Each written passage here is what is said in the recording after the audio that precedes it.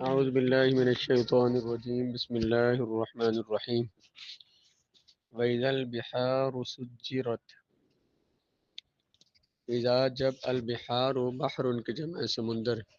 سجرت جب سمندر بھڑکا دیے جائیں گے یعنی ان میں آگ بھڑکائی جائے گی سمندر جو ہے یہ آگ بن جائیں گے وَإِذَا الْبِحَارُ سُجِّرَتْ جب سمندر بھڑکا دیے جائیں گے سمندروں میں اس روز پانی کی لہریں نہیں آگ کے شعلے اٹھ رہے ہوں گے پانی کے شعلوں کا اٹھنا تعجب انگیز معلوم ہوتا ہے یعنی پانی میں سے شعلے کیسے نکلیں گے بھائی لیکن اگر پانی کے اجزائے ترکیبی پر نظر ڈالی جائے پانی کن چیزوں سے بنتا ہے اجزائے ترکیبی وہ اجزاء جن سے یہ پانی بنتا ہے تو اس پر تعجب نہیں ہونا چاہیے کہ اس سے آگ بھڑکے گی بلکہ حیرت اس پر ہوگی کہ پانی ڈالنے سے آگ بجھ کیوں جاتی ہے پانی دو گیسوں سے بنتا ہے آکسیجن اور ہائیڈروجن سے ان میں سے ایک گیس بھڑکانے والی ہے اور دوسری بھڑک اٹھنے والی ہے ایک جو ہے وہ جلنے والی ہے اور دوسری اسے جلانے والی ہے چاہیے تو یہ تھا کہ ان کو اکٹھا کیا جائے تو یہ آگ ہی بنے آگ کی صورت اختیار کر لیں لیکن قادر مطلق اللہ تعالیٰ کی ذات نے ان کے مرکب کو پانی کی شکل دے دی دونوں گیسیں جو ہیں ان میں سے ایک جو ہے وہ جلتی ہے دوسری جلاتی ہے تو چاہیے تو یہ تھا کہ مزید اس سے آگ بنتی لیکن اللہ تعالیٰ نے اس سے پانی کو بنا دیا اور اس میں آگ بجھانے کی تاثیر اور اثر اس کے اندر رکھ دیا قیامت کے دن جب دوسری تکوینی ضابطے بالائے طاق رکھ دیے جائیں گے تکوین کائنات کو بنانے کے باقی ضابطے اور قانون جب انہیں ختم کر دیا جائے گا تو سورج ستارے اور پہاڑ کیا سے کیا بن جائیں گے پانی کے اس ضابطہ پر بھی یعنی سورج ستارے اور پہاڑ جو ہیں یہ چیزوں یہ اپنی ان کی حالت بدل جائے گی سورج روشنی نہیں دے گا پہاڑ جو ہیں یہ ذرات کی طرح اڑنا شروع ہو جائیں گے جب ہر چیز کی حیثیت بدل جائے گی تو پانی کو اس ضابطہ پر بھی قلم تنسیخ کھینچ دیا جائے گا پانی کا جو اصول ہے پانی کے ضابطہ پر قلم تنسیخ پانی کا جو قانون ہے کہ یہ بجھاتا ہے آگ کو تو اس کے قانون پر بھی قلم تنسیخ کھینچ دیا جائے گا اس قانون کو بھی منسوخ کر دیا جائے گا بدل دیا جائے گا آکسیجن اور ہائیڈروجن اپنی اصلی حالت پر لوٹ آئیں گی اور ان کے بے پایاں بے انتہا ذخائر جو سمندروں میں پانی کی صورت میں آج ٹھاٹھے مار رہے ہیں وہ آگ کے شعلوں کی طرح بھڑکنا شروع ہو جائیں گے سبحان من لا تدرک حکمہ ولا یحاط بآثار قدرتہ پاک ہے وہ ذات جس کی حکمت کا کوئی اندازہ نہیں لگا سکتا ولا یحاط بآثار قدرتی اس کی قدرت کی جو نشانیاں ان کا کوئی احاطہ نہیں کر سکتا ان کو جان نہیں سکتا جی بسم اللہ الرحمن الرحیم وَإِذَا النُّفُوسُ زُوِّجَتْ اذا جب النفوس نفس کی جمع ہے جب جانیں ملا دی جائیں گی جوڑ دی جائیں گی زوجن جوڑے کو کہتے ہیں زوجا یزوج تزویجن کا معنی ہوتا ہے ملانا جوڑنا اذا النفوس زوجت جب نفوس جانیں آپس میں جوڑ دی جائیں گی اس کا ایک مفہوم تو یہ بیان کیا گیا ہے کہ اعمال و اخلاق کے مطابق انسانوں کی گروہ بندی کی جائے گی جس طرح بندوں کے عمل ہوں گے نا تو دوسرے انہی اعمال والے ان کے ساتھ ملا دیے جائیں گے نیک نیکوں کے ساتھ برے بروں کے ساتھ جس طرح کے اخلاق ہیں برے اخلاق والے برے لوگوں کے ساتھ اچھے اخلاق والے اچھے لوگوں کے ساتھ اعمال اور اخلاق کے مطابق انسانوں کی گروہ بندی کر دی جائے گی مقربین نیک لوگوں کا ایک گروہ ہوگا اصحاب یمین دائیں ہاتھ والے ایک پرچم تلے ہوں گے اور اصحاب شمال بائیں ہاتھ والوں کو ایک جگہ جمع کیا جائے گا یہ ایک فارسی مصرع لکھا ہے کند ہم جنس با ہم جنس پرواز کرتا ہے ہم جنس جنس والے کے ساتھ پرواز کرتا ہے یعنی ہر جنس والا اپنے جنس والے کے ساتھ پرواز کرتا ہے تو ہر جنس والا اپنی طبیعت والوں کے ساتھ رہے گا قال الحسن الحقا کل امرئ بشیعتہ ملا دیا جائے گا ہر بندے کو اپنی جماعت کے ساتھ اور اکرمہ سے اس کا یہ معنی منقول ہے قرنت الارواح بالاجساد کہ یہ جو جانیں ملا دی جائیں گی کا مطلب یہ ہے کہ روحوں کو جسموں کے ساتھ قیامت کے دن ملا دیا جائے گا یہ علامہ قرطبی نے اس کو ذکر کیا ہے وَإِذَا الْمَوْءُودَةُ سُئِلَتْ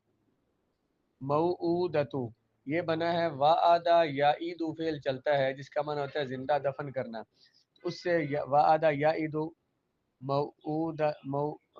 وعدہ یعیدو عیدتن فہو واعد، ووعد یوعد عیدتن فذاک موعود، موعود بر وزن مفعول، موعود موعودان موعودون موعودۃ۔ باب اس کا کیا بتایا، کیا چلے گا؟ وعدہ یعیدو، واو حمزہ دال مضارع سے آئے گا، یوعدو سے، وعدہ ویسے یوعدو ہے لیکن یوعدو سے واو کو گرائیں گے تو یعیدو بن جائے گا، وعدہ یعیدو زندہ دفن کرنا، تو اس سے اس میں فاعل آتا ہے واعدن، اس میں مفعول آتا ہے موعودن، تو موعودن سے یہ واحد مؤنث کا صیغہ ہے، موعودن موعودان موعودون موعودۃن، وہ بچی جس کو زندہ در گور کی گئی، زندہ در گور، گور قبر کو کہتے ہیں، در کا معنی ہوتا ہے میں، زندہ قبر میں دفن کی گئی، جب زندہ در گور کی گئی، زندہ قبر میں دفن کی گئی بچی سے سوال کیا جائے گا، پوچھا جائے گا، سئلت بر وزن فعلت، صیغہ واحد مؤنث غائب فعل ماضی مجہول ہے، یہ سارے ماضی مجہول کے صیغے آ رہے ہیں کہ جب زندہ دفن کی گئی بچی سے پوچھا جائے گا، سوال کیا جائے گا، کیا سوال کیا جائے گا؟ بِأَيِّ ذَنبٍ قُتِلَتْ، بِأَيِّ ذَنبٍ کس گناہ کی وجہ سے، قتلت وہ قتل کی گئی، ماری گئی، اس سے پوچھا جائے گا کہ کس وجہ سے اس کو قتل کیا گیا۔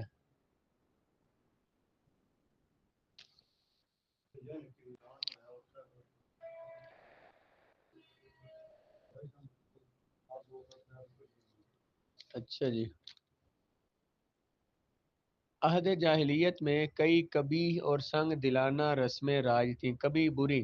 سنگ دل پتھر دل کو کہتے ہیں، پتھر دل سخت دل لوگوں کی رسمیں رائج تھی، رواج تھا ان کا، جنہیں بڑے شرح صدر سے انجام دیا کرتے تھے۔ شرح صدر ہوتا ہے دل کے اطمینان کے ساتھ، یعنی اپنی شرح صدر جس پہ آخری کون ہے جس پر دل مطمئن ہو، اور جس کام پہ بندے کا دل راضی ہو، مطمئن ہو، یہ بری رسمیں وہ بڑے شرح صدر کے ساتھ، بڑے اطمینان کے ساتھ یہ کام کیا کرتے تھے۔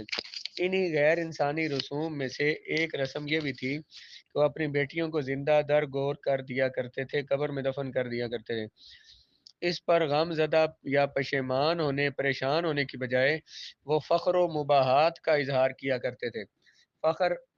بھی فخر ہوتا ہے، اور مباحات مانا ایک دوسرے پر فخر ثابت کرنا کہ جی میں نے اتنی بیٹیاں ماری ہیں، میں اتنا بڑا قاتل ہوں۔ اس ظالمانہ حرکت کے آغاز کی وجہ یہ بیان کی گئی کہ ایک دفعہ ربیہ قبیلہ پر ان کے دشمنوں نے شب خون مارا، یعنی قبیلہ ربیہ پر ان کے دشمنوں نے رات کے وقت حملہ کیا اور ربیہ کے ایک سردار کی بیٹی کو اٹھا کر لے گئے۔ جب دونوں قبیلوں کے درمیان صلح ہو گئی تو اس لڑکی کو بھی واپس کر دیا گیا، اور اسے یہ اختیار دیا گیا کہ چاہے وہ اپنے باپ کے پاس رہے اور چاہے تو اسیری میں، قید میں جس کے ساتھ رہتی تھی اس کے پاس واپس چلی جائے۔ اس نے اس شخص کے پاس جانا پسند کیا، اس کے باپ کو بڑا غصہ آیا اور اس نے اپنے قبیلے میں یہ رسم جاری کر دی کہ جب بھی کسی کے ہاں کوئی بچی پیدا ہو تو اس کو زندہ زمین میں دبا دیا جائے تاکہ آئندہ ان کی ایسی رسوائی نہ ہو۔ آہستہ آہستہ دوسرے قبائل میں بھی یہ رواج مقبولیت اختیار کرتا گیا، اور اس کی کئی وجوہات تھیں۔ عام اہل عرب کی معاشی حالت، معاشی روزی،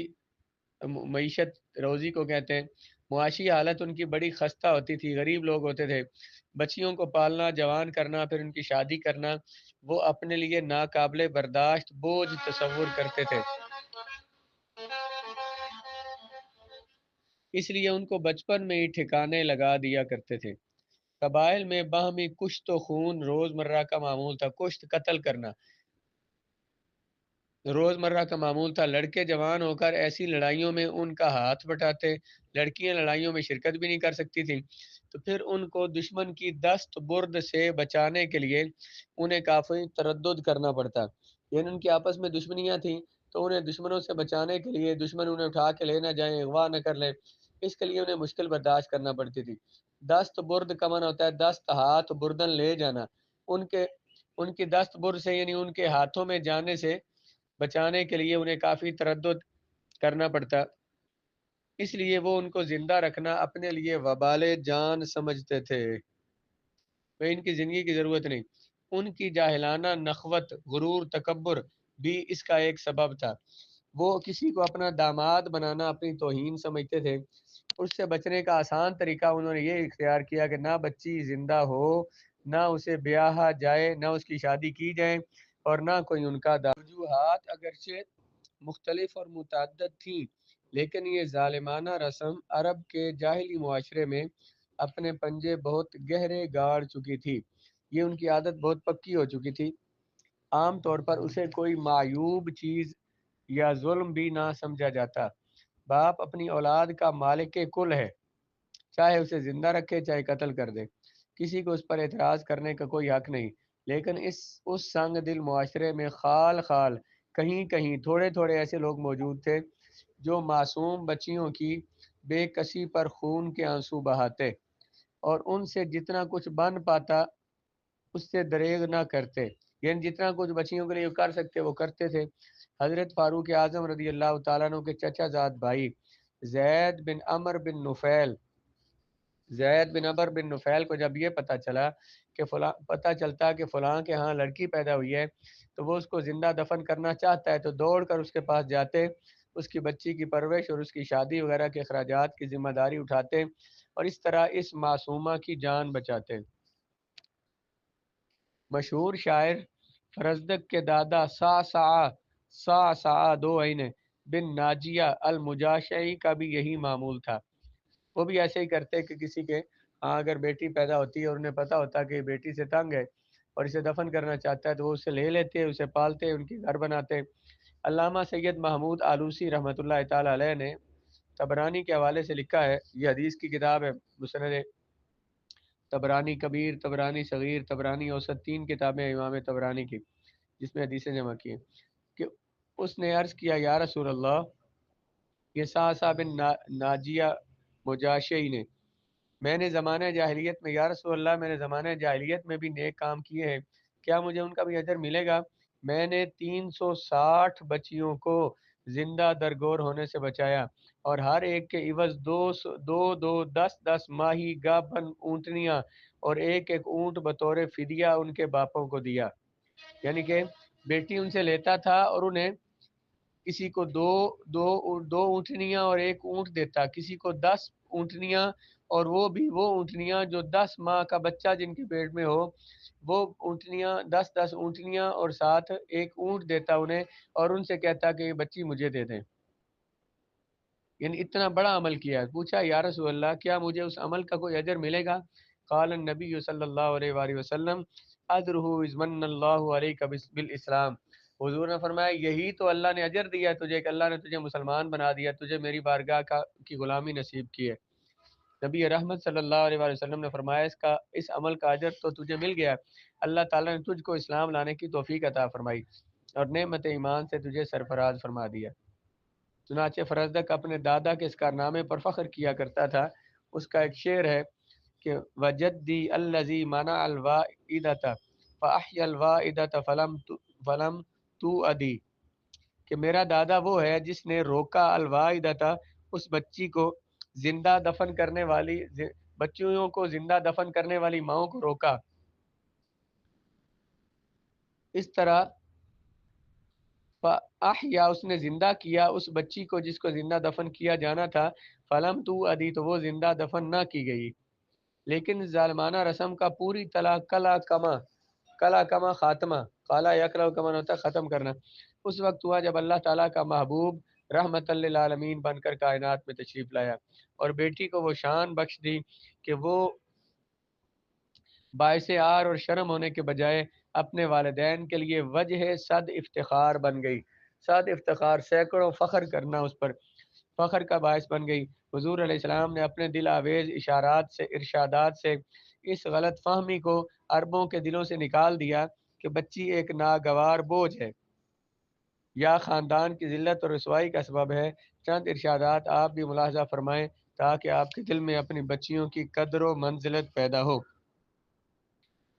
حضور کی حدیث پاک ہے، حضور نے فرمایا من ابتولی من هذه البنات بشیء، جو شخص ان بچیوں کا باپ بننے کی وجہ سے آزمایا گیا، من ابتلیا جو آزمایا گیا، من حاضل بنات ان بیٹیوں کی وجہ سے، بشین کسی وجہ سے، فاحسن الیہن اس نے بیٹیوں سے احسان کیا، کن لہو سترا من النار یہ بیٹیاں اس کے لیے آگ سے پردہ بن جائے گی۔ امام مسلم کی روایت ہے، من عال جاریتین حتی تبلغا جاء یوم القیامت انا وہوا ہاکذا، جس نے تربیت کی، جس نے پرورش کی دو بیٹیوں کی یہاں تک کہ وہ بالغ ہو گئی، وہ آئے گا قیامت کو، انا وہوا ہاکذا میں اور وہ یوں ہوں گے، وضم اصابعہ حضور نے اپنی دونوں انگلیوں کو ملایا، یعنی حضور نے اشارت والی اور درمیانی انگلی کو ملا کے اوپر کیا، فرمایا جس طرح یہ دو انگلیاں جڑی ہوئی ہیں نا وہ میرے ساتھ اتنا قریب ہوگا۔ ابو داؤد کی روایت میں ہے، من کانت لہو انسا ولم یعدھا ولم یعدھا ولم یہنھا ولم یؤثر ولدہ علیہا ادخلہ اللہ الجنۃ، جس بندے کی بیٹی ہو اور نہ اسے زندہ دفن کرے، نہ اس کی توہین کرے اور نہ بیٹے کو ترجیح دے اس پر، اللہ تعالیٰ اسے جنت میں داخل فرمائے گا۔ آخر میں نبوی تعلیم کی ہمہ گیری کا اندازہ کرنے کے لیے آپ یہ حدیث پاک پڑھیے۔ حضور علیہ الصلوۃ والسلام کی جو تعلیم ہے، حضور کا جو انداز تربیت ہے، اس کی ہمہ گیری ہمیشہ ہونا، دائمی ہونا، اس کو دیکھیے کہ حضور علیہ الصلوۃ والسلام نے کس طرح تعلیم فرمائی بچوں کو۔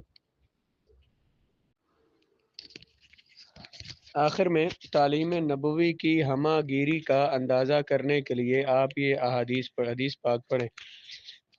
ہمہ گیری مطلب ہمیشہ رہنے والا دائمی تعلیم، حضور علیہ الصلوۃ والسلام کی تعلیم کے دائمی ہونے کے لیے اس کا اندازہ لگائیے کہ حضور علیہ الصلوۃ والسلام نے تا قیامت تک کے لیے جو احکام عطا فرمائے ہمہ گیر تمام معاشروں کے لیے، پورے جہان کے لیے ہیں۔ ان النبی صلی اللہ تعالی علیہ وآلہ وسلم قال لسراقۃ بن جوشم، حضور نبی کریم صلی اللہ علیہ وآلہ وسلم نے فرمایا حضرت سراقہ بن جوشم رضی اللہ تعالیٰ عنہ کو، الا ادلک علی اعظم الصدقۃ، کیا میں آپ کو نہ بتاؤں سب سے بڑا صدقہ، او من اعظم الصدقۃ کہ لفظ حضور نے فرمائے یا تو الا اعظم الصدقۃ یا من اعظم الصدقہ، تو قال بلا یا رسول اللہ، عرض کیا کیوں نہیں یا رسول اللہ، قال ابنتک المردودۃ الیک لیس لها کاسب غیرک، حضور نے فرمایا سب سے بڑا صدقہ یہ ہے کہ ابنتک تیری بیٹی، المردودۃ جو لوٹا دی گئی، واپس بھیج دی گئی تیرے پاس، لیس لها کاسب اس کا تیرے علاوہ کوئی کمانے والا نہیں ہے، وہ تیرے پاس واپس بھیج دی گئی مطلب طلاق یافتہ ہو گئی یا بیوہ ہو کر تیرے پاس آ گئی، اس کا کوئی کمانے والا نہ ہو تو اس پر خرچ کرنا سب سے بڑا صدقہ ہے۔ کثیر التعداد احادیث میں سے صرف چند احادیث یہاں ذکر کی گئی ہیں۔ حضور علیہ الصلوۃ والسلام کے اس قسم کے ارشادات اور اپنی دختران عالی مرتبت کے ساتھ آپ کا غایت درجہ پیار اور ہر موقع پر ان کی قدر افزائی، یہی وہ اسباب تھے جس کے باعث بچیوں کے متعلق اہل عرب کے نظریات میں ہی انقلاب نہیں آیا، بلکہ دنیا بھر میں بچیوں کی قدر و منزلت بلند ہو گئی۔ حضور کے اس قسم کے ارشادات اور اپنی دختران عالی مرتبت، بلند مرتبے والی بیٹیوں کے ساتھ آپ کا بہت زیادہ پیار اور ہر موقع پر ان کی قدر افزائی، ان کی عزت بڑھانا، یہی وہ چیزیں تھیں جن کے باعث بچیوں کے متعلق صرف اہل عرب کے نظریات ہی نہیں بدلے، بلکہ دنیا بھر کی بچیوں کی عزت اور منزلت بلند ہو گئی۔ اب ذرا آیت کا مفہوم سمجھنے کی کوشش کریں۔ یہ نہیں فرمایا کہ اس کے سنگ دل باپ سے پوچھا جائے گا کہ تو نے اپنی بچی کو کیوں زندہ درگور کیا، آیت کا لفظ کیا ہے، اس بچی سے پوچھا جائے گا کہ کس گناہ کی وجہ سے تجھے زندہ دفن کیا گیا، بلکہ فرمایا کہ اس بچی سے پوچھا جائے گا کیونکہ یہ باپ جس نے اپنی بے گناہ بچی پر ایسا ظلم کیا، اللہ کی نگاہ میں وہ اس قابل ہی نہیں کہ اس کو مخاطب کیا جائے، اسے منہ لگایا جائے۔ اظہار کمال الغیظ والسخط لوائدها، اللہ تعالیٰ اس سے بات نہیں کرے گا اس زندہ دفن کرنے والے پر بہت زیادہ غصہ کرنے کے لیے، اس پر غضب کے لیے، وَإِسْقَاطِ عَنْ دَرَجَةِ الْخِطَابِ، اور اسے اللہ تعالیٰ نے درجہ خطاب سے بھی نیچے کر دیا کہ اس سے اللہ تعالیٰ بات ہی نہیں کرنا چاہتا، مبالغۃ فی تبکیتہ، اور اسے قیامت کو رسوا کرنے میں مبالغہ سے کام لینے کے لیے اس سے پوچھا ہی نہیں جائے گا۔ نیز ظالم سے اگر اس کے ظلم کے بارے میں پوچھا جائے تو اس کے لیے کئی ہیلے بہانے تراشنے لگتا ہے، اس لیے مناسب یہی تھا کہ مظلوم سے پوچھا جائے کہ تاکہ وہ اپنے غم و الم کی داستان بیان کرے۔ اس میں ایک اور حکمت بھی ہے، وہ یہ کہ دنیا میں کئی مظلوم ہوتے ہیں جنہیں ظلمن قتل کر دیا جاتا ہے، لیکن اس کا انتقام لینے کے لیے کئی تلواریں بے نیام ہو جاتی ہیں، ننگی ہو جاتی ہیں، اسے تلواریں نکل آتی ہیں اس کا انتقام لینے کے لیے، یا کم از کم ان کی مظلومیت پر رنج و غم کے آنسو تو بہائے ہی جاتے ہیں۔ مظلوم جو ہے یا تو لوگ کو ان کی مدد کر کے اٹھ جاتا ہے، یا ان کی مظلومیت پر کوئی روتا تو ہے نا۔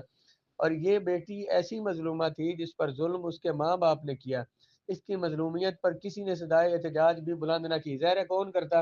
ماں باپ اپنی بیٹوں کے بیٹیوں کی حقوق مانگتے ہیں، ان کی جواں مرگی پر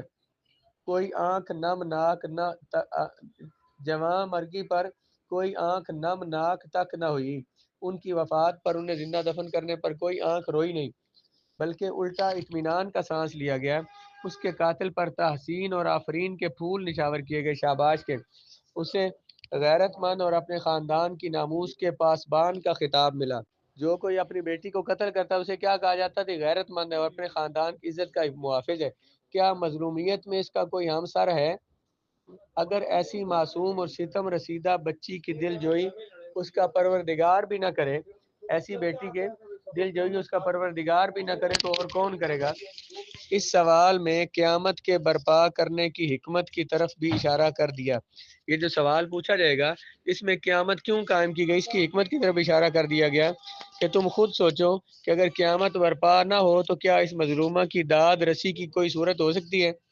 یعنی اس میں ایک حکمت بھی ہے کہ قیامت اللہ نے کیوں برپا کرنی ہے، کہ اگر قیامت نہ ہوتی تو ان لوگوں کو جواب کون لیتا ہے، ان بچیوں کا؟ ایسے ظالم کو سزا دینا ممکن ہے؟ اگر اتنا بڑا ظالم دلوں کو لرزا دینے والا، اتنا بڑا ظلم دلوں کو لرزا دینے والا ظلم ظالم جو ہے شخص وہ محاسبہ سے بچ جائے، اس سے پوچھا نہ جائے، تو اس سے بڑی اندھیر نگری اور کیا ہو سکتی ہے؟ اور اللہ تعالیٰ کے ہاں عدل ہے، انصاف ہے، اندھیر گردی اور جور و ستم ظلم اللہ کے ہاں نہیں ہے۔